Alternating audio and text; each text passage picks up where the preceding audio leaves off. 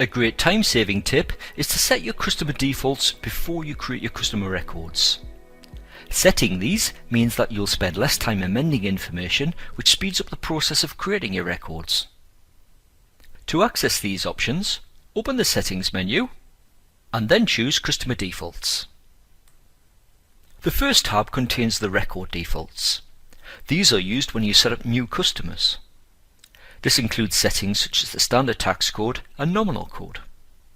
When you create new records, you'll still be able to amend these, however, it's these settings that are used by default. You should note that these settings are only used when you create new records and aren't applied to any customers that you've already set up. The Statements tab includes 4 options that you use to set a description for each transaction type. These are used when you generate statements to send to your customers, and you can specify descriptions for invoices, credits, discounts and payments. On the Aging tab, you can specify how you want to age your customer transactions, for example by calendar months or by periods. The default period aging values are set to 30, 60, 90 and 120 days plus, and if you choose period aging, you'll be able to amend these values if required.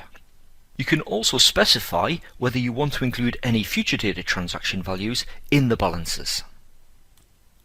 In the Discount tab, you can set your invoice value discount percentages, and more information about this can be found in your F1 online help. Once you've set your customer defaults, click OK to return to the desktop. You can amend the customer defaults at any time. However, remember that the Record tab settings will only apply to any new records that you create.